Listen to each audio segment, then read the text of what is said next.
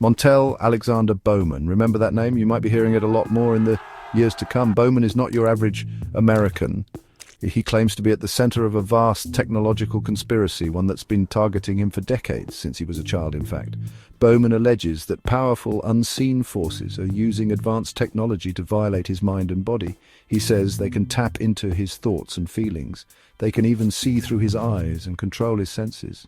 Imagine someone hijacking your senses, forcing you to feel their emotions, see their world. That's what Bowman says he's up against every single day. Now you might be thinking, this sounds like the plot of a bad sci-fi movie, and you wouldn't be alone. But Bowman is deadly serious. He's not just talking about some Orwellian future. He says this is happening right now to him, and potentially to countless others. Bowman is a man on a mission. He wants justice. He wants the world to know what's happening, and he wants someone to be held accountable. But can he prove his extraordinary claims?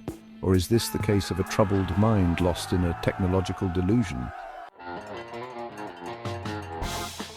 So, what kind of technology are we talking about here? Bowman doesn't hold back. He describes a sophisticated system of surveillance and manipulation that would make even the most paranoid techie blush. Think mind control, but on steroids. Bowman claims this technology can transmit thoughts and emotions between people. Imagine feeling someone else's anger, their joy, their fear, all without your consent. He says they can even share sensory experiences. See what they see, hear what they hear, all in real time. It's like some twisted technological empathy experiment gone wrong. But it doesn't stop there. Bowman alleges that this technology can also monitor and quantify the reactions of others. He believes that millions of Americans are unwittingly reacting to his presence, their physiological responses being tracked and analyzed by this unseen system. It's like being followed by a crowd of invisible observers, their every twitch and heartbeat recorded and scrutinized.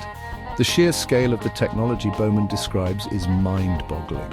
It would require unprecedented computing power, advanced algorithms, and a disregard for privacy that's frankly chilling. But where is the evidence for this technology? That's the million-dollar question. Or should we say the quadrillion-dollar question? Bowman isn't just making wild accusations. He's built a case around them, citing a litany of laws he believes are being violated. He's like a one-man legal team, armed with a stack of law books and a burning sense of injustice. The Fourth Amendment, that cherished protector against unreasonable searches and seizures. Gone, according to Bowman. The government, or whoever is behind this, is rummaging through his mind without a warrant. His thoughts, his feelings, his very essence laid bare. But wait, there's more.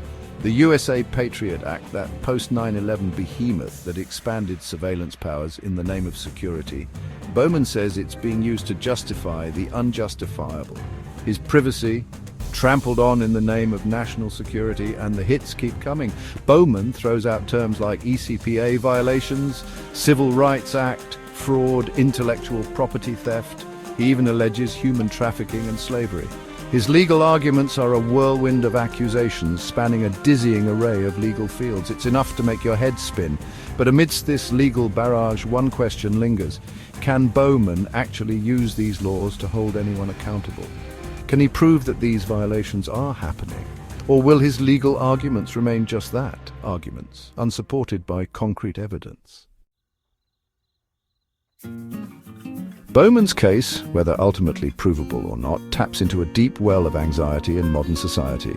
The fear of being watched, monitored, controlled.